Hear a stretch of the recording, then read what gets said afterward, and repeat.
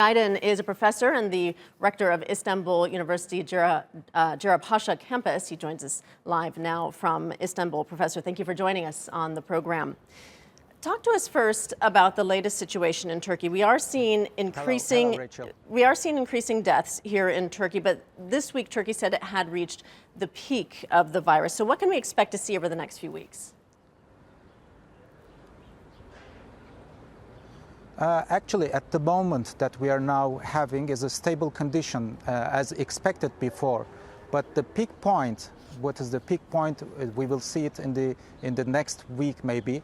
But now the condition is very stable, especially in my hospital. If I give you an example, this is one of the leading university hospitals in Turkey, serving for about 200 years.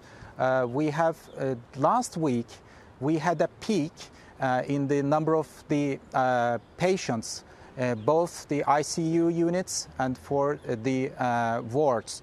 But this week, the number of the patients in the ICU units decreased by time. We can realize this by ourselves. So the condition is in this position now. In other countries, we've seen situations where hospitals are overwhelmed, healthcare workers are overwhelmed. What is the situation across Turkey in hospitals, in particular in ICUs, where the people who are most critical are being treated? I believe one of the advantages of Turkey in this condition is there are new built hospitals, huge hospitals now in every cities. So these hospitals helped us very much indeed. To give an example from my hospital, we closed down our normal operating rooms and we turned our operating rooms into ICU units. Actually, they're not full now. We are almost half of them is full. So we are ready for that.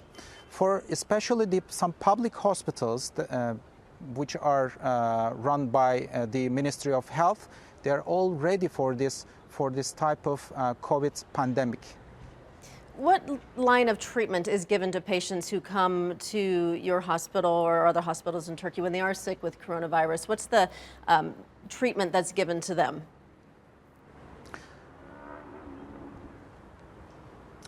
Actually, there are different types of treatments which were popularized very much in the past.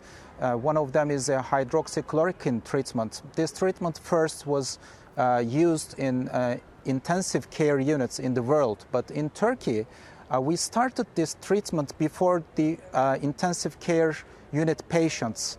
That's why I believe the number of patients in the intensive care units decreased by time. There's another thing that another technique is being used. We started to lay in prone position in these patients. It means that the patient lays face down on the bed. So this increases the lung capacity. So in such conditions, this is helpful for the patients before the intensive care unit. The other thing, which is a new treatment actually, is a high frequency oxygen treatment for these patients before the ICU units. When the patient is in normal ward, we apply high frequency oxygen treatment for these patients, and it's really helpful for the patients before going to the ICU units. What's the situation like for healthcare workers? Of course, we know that they're the ones on the front lines fighting this virus. They're putting themselves at risk. In other countries, we've seen people, who have fallen ill, health workers, nurses, and doctors. What's it like for these healthcare workers here in Turkey? Yeah. Actually, for about 4 weeks, in a day of a week, every week, I visit the wards, I visit the intensive care units.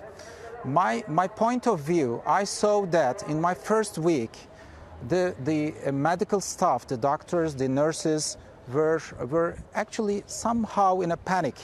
At the second week, they got used to that condition. They were much more prepared. They feel better. At the third week, I saw my staff in a very good condition. They were perfect in terms of the medical treatments, and they don't have panic actually. They don't feel that they're working in a panic condition. They were all stable. So this is good, I think. Okay, we'll leave it there. Professor Nuri Aydin, thank you so much for taking time to speak with us today.